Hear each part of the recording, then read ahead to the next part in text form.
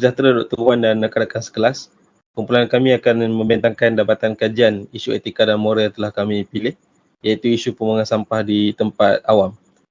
Jadi isu pembuangan sampah di tempat awam ini bukanlah isu baru, tetapi telah lama berlaku dalam masyarakat di negara kita. Saban waktu kita akan mendengar masalah ini terjadi, sama ada dalam lingkungan persekitaran kita sendiri ataupun dilaporkan dalam media.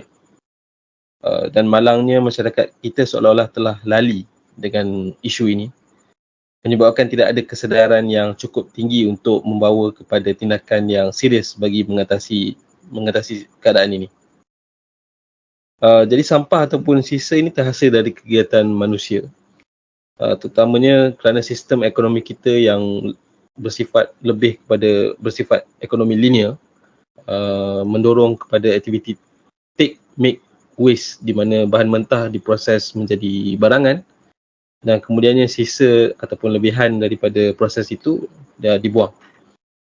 Jadi semakin meningkat aktiviti ekonomi, semakin banyak sampah yang akan dihasilkan sama ada oleh firma industri ataupun individu.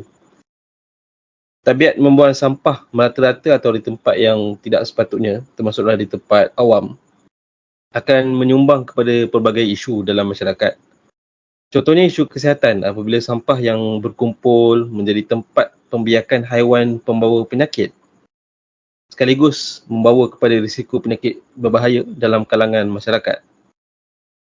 Selain dari itu, ia juga boleh menyebabkan isu alam sekitar seperti banjir yang dicetuskan oleh sampah sarap yang terkumpul di dalam longkang saliran yang menyebabkan kegagalan sistem perpalitan.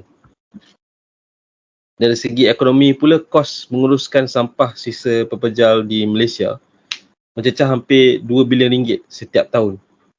Ini kos yang sangat tinggi dan dibiayai oleh dana awam. Namun ia mungkin boleh dikurangkan jika kecekapan menguruskan sampah boleh dipertingkatkan dengan kerjasama dari masyarakat untuk memainkan peranan untuk membuang sampah secara teratur, proper disposal of waste. Dan jika kos dapat dikurangkan, maka dana awam yang boleh dijimatkan, jumlahnya itu boleh digunakan untuk kegunaan lain yang boleh memberikan manfaat yang lebih besar kepada rakyat, terutamanya dari segi ekonomi.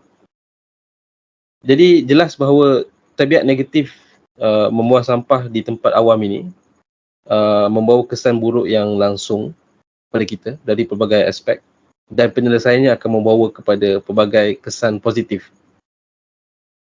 Kami berpendapat bahawa isu ini adalah berkaitan rapat dengan etika dan moral dalam kalangan masyarakat itu sendiri. Oleh itu, sebarang usaha untuk menanganinya juga harus mengambil kira aspek etika dan moral. Oleh kerana itu, dalam pembentangan ini, kami akan mengupas isu ini dengan lebih lanjut, mengemukakan pandangan, membuat perbandingan dari dua perspektif ajaran dan mencadangkan cara penyelesaian dari analisa yang telah kami lakukan. Assalamualaikum warahmatullahi wabarakatuh. Nama saya Nur Sa'dah binti Mat Daud. Seterusnya saya akan menerangkan tentang kupasan isu yang telah kami pilih, iaitu isu pembuangan sampah di tempat awam. Jika kita lihat pada slide di artikel tersebut, 125 pekerja dikerah selepas sambutan Hari Kemerdekaan di Putrajaya. Hampir 20 tan sampah dikutip, ambil masa 15 jam. Jadi pada 31 Ogos yang lepas, Malaysia telah membuat sambutan Hari Kemerdekaan yang ke-66 di Dataran Putrajaya, dan telah dikunjungi lebih kurang 100,000 orang masyarakat Malaysia, dan disebabkan sambutan tersebut terdapat segelintir individu yang tidak bertanggungjawab dan mindanya yang belum merdeka lagi telah membuang sampah merata-rata dan tidak membuang sampah di tempat yang sepatutnya. Walaupun terdapat 700 tong sampah telah disediakan, tong sampah pelbagai saiz telah disediakan di sekitar Dataran Putrajaya tersebut, tapi masyarakat ini seolah-olah tidak mengambil peduli dan tidak nampak kewujudan tong sampah tersebut dan tidak membuang sampah plastik, sisa makanan, bekas makanan dan tisu-tisu ke dalam tong sampah yang telah disediakan. Perkara ini bukan sahaja berlaku semasa sambutan kemerdekaan tersebut. Tapi perkara isu pembuangan sampah ini telah berlaku di merata tempat, terutama tempat awam seperti pusat-pusat rekreasi, tempat-tempat peranginan seperti air terjun, pantai-pantai dan kolam. Jadi isu pembuangan sampah di tempat awam ini perlu dikawal dan diambil oleh semua pihak, termasuk pihak individu sendiri, kerana terdapat banyak kesan buruk terhadap alam sekitar, haiwan dan individu sendiri. Seterusnya ialah terdapat beberapa punca pembuangan sampah di tempat awam. Antaranya ialah yang pertama, sikap individu yang malas dan tidak indah. Sikap ini adalah biasa bagi setiap individu kerana ramai individu yang tidak ambil peduli tentang sampah mereka, sisa makanan sendiri yang mereka buang merata-rata di dalam sungai, di atas jalan, yang dibuang dari tingkat atas rumah ke bawah rumah dan sebagainya. Yang kedua ialah pengendalian sampah sarak yang tidak mengikut jadual. Pengendalian sampah sarak yang tidak mengikut jadual oleh pihak penguatkuasa juga adalah salah satu sebab mengapa terdapat sampah sarak yang terkumpul di beberapa kawasan tempat awam, dan perkara tersebut boleh merosakkan visual suatu tempat, seperti tempat-tempat yang dikunjungi oleh orang luar, dikunjungi oleh pelancong-pelancong, dan perkara ini perlu diambil berat kerana pihak berkuasa perlu mengikut jadual untuk mengutip sampah sarak yang sepatutnya. Yang ketiga ialah sikap mementingkan diri sendiri.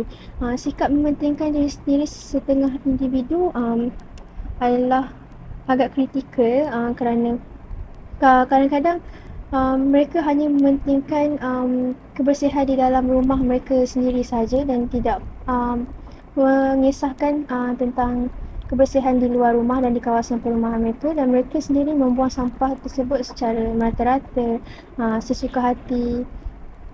Dan perkara ini amat mendukacitakan. Yang terakhir sekali ialah tempat pembuangan sampah yang jauh. Tempat pembuangan sampah yang jauh ini juga merupakan salah satu sebab mengapa individu membuang sampah merata-rata, kerana perkara ini berkait dengan punca yang pertama tadi, iaitu sikap malas dan tidak indah. So akibat tempat pembuangan sampah yang jauh, disebabkan sikap malas mereka tidak sanggup untuk berjalan jauh ke tempat pembuangan sampah, dan mereka hanya membuang sampah merata-rata di dalam sungai dan sebagainya. Seterusnya, terdapat beberapa kesan pembuangan sampah tempat awam. Yang pertama ialah dapat mengundang kedatangan tikus dan lalat. Tikus dan lalat merupakan haiwan yang membawa pelbagai penyakit, dan disebabkan sampah-sampah yang dibiarkan merata-rata tersebut boleh mendatangkan tikus dan lalat yang membawa pelbagai penyakit, dan perkara tersebut boleh memberikan penyakit kepada pengunjung-pengunjung seperti kita, individu yang lalu di kawasan tersebut. Yang kedua ialah menjadi tempat pembiakan nyamuk. Bekas-bekas plastik dan sampah sarap yang dibuang merata-rata, dan air telah bertakung di dalam bekas plastik tersebut, dan dapat menjadi tempat pembiakan nyamuk, dan nyamuk Aedes terutamanya membawa penyakit yang amat berbahaya, iaitu penyakit demam denggi, dan dia juga boleh memudaratkan ramai pengunjung, ramai individu dan masyarakat yang lalu dan mengunjungi tempat awam tersebut. Yang ketiga ialah tempat awam menjadi tidak selamat akibat sampah yang tajam seperti kaca dan potongan tin. Ada juga setengah individu yang sesuka hati membuang kaca, sampah seperti kaca dan potongan tin merata-rata tempat di atas jalan dan sebagainya, dan perkara ini boleh mendatangkan bahaya sekiranya tempat tersebut merupakan tempat yang sering orang lalu, seperti keluarga yang bawa anak-anak berjalan-jalan di tempat tersebut, berekreasi. Malah orang yang bawa basikal, sering berbasikal di tempat situ tersebut, terdedah kepada bahaya kerana takut terkena kepada sampah kaca dan potongan tin tersebut. Seterusnya ialah dapat mendatangkan kemudaratan terhadap alam sekitar dan hidupan-hidupan dalam air. Okey, poin yang ini dikhususkan pada pengunjung individu-individu yang suka membuang sampah di dalam air seperti pantai, kolam, laut dan air terjun. Biasa kalau pergi air terjun, tempat berkelah di air terjun, berkelah di tepi pantai, masalah pembuangan sampah ini sering berlaku dan kita mesti selalu akan nampak sampah di atas di dalam air. So pembuangan sampah dalam air ni dapat memudaratkan alam sekitar dan hidupan-hidupan dalam air seperti ikan dan hidupan-hidupan lain lah. Seterusnya ialah menimbulkan masalah banjir akibat longkang tersumbat. Ini juga sama, pembuangan sampah di dalam longkang yang boleh menyebabkan longkang tersumbat dan menimbulkan masalah banjir.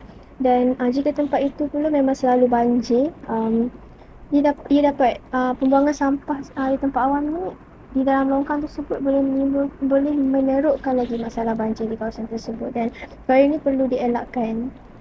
Akhir sekali ialah dapat merosakkan visual tempat-tempat peranginan yang sepatutnya kelihatan cantik. Ini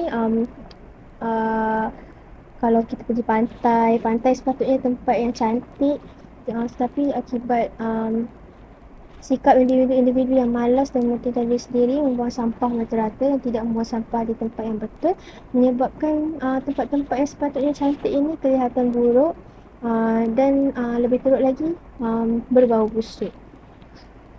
Pandangan dan cara mengatasi masalah pembuangan sampah dari sudut agama Kristian dan Islam. Perspektif Kristian. Dari perspektif Kristian, penjagaan alam sekitar termasuk pembuangan sampah yang betul dilihat sebagai tanggungjawab penjagaan. Orang Kristian diajar untuk menghormati dan menjaga ciptaan Tuhan. Kerana itu mencerminkan rasa syukur dan ketaatan kepada Tuhan yang merupakan pencipta segalanya.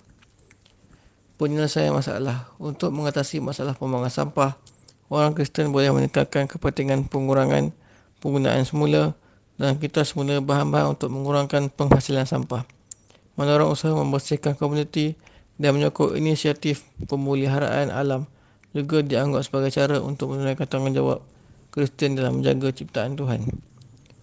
Perspektif Islam.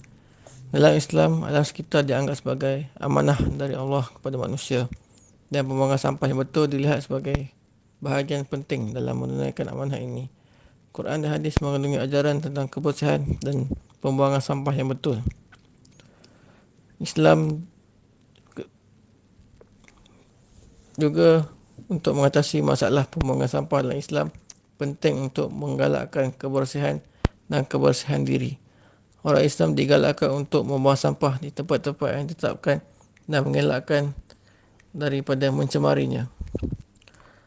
Dalam kedua agama Kristian dan Islam, terdapat penekanan yang berkongsi tentang pembuangan sampah yang bertanggungjawab sebagai cara untuk menunaikan tanggungjawab penjagaan bumi, menggalakkan kebersihan dan memelihara alam sekitar untuk generasi akan datang. Pandangan kumpulan kami tentang isu pembuangan di tempat awam adalah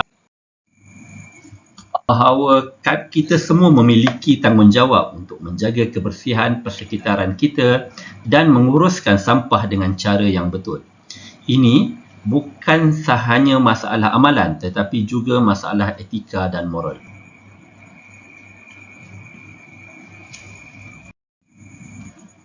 Pembuangan sampah merata-rata di tempat awam dapat mengakibatkan pencemaran alam sekitar, mencemar pemandangan cantik tempat tersebut dan dapat memberi kesan buruk pada kesihatan warga masyarakat. Malah, sisa sampah yang merata-rata juga boleh membahayakan kepada orang lain. Sebagai contoh, botol kaca yang dibuang di pantai boleh mencederakan pengunjung pantai lain yang kebiasaannya tidak berkasut apabila ke pantai. Terdapat juga kes di mana sampah yang berterbangan telah menyebabkan kemalangan apabila sampah tersebut menutup pandangan pemandu.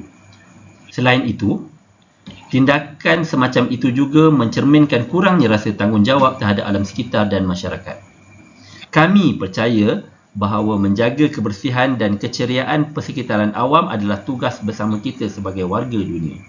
Dalam era di mana masalah-masalah alam sekitar semakin serius seperti perubahan iklim, menjaga kebersihan dan memelihara serta memelihara alam semesta adalah tanggungjawab moral kita.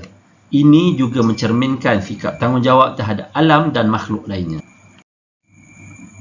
Dalam Islam, menjaga kebersihan dan keceriaan alam sekitar adalah tugas penting bagi umat Islam. Nabi Muhammad SAW mengajarkan umatnya untuk menjaga kebersihan dan memelihara alam sekitar.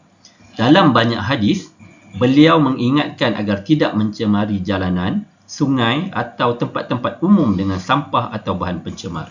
Antaranya ialah at-taharu syahru minal iman, yang bermaksud bersuci itu sebahagian daripada iman. Hadis sahih riwayat Muslim nombor 328. Pembuangan sampah merata-rata dianggap sebagai tindakan yang merosak alam sekitar dan tidak peduli terhadap ciptaan Allah. Dalam Islam, menjaga kebersihan dan melindungi alam adalah sebahagian dari ibadah dan tanggungjawab moral.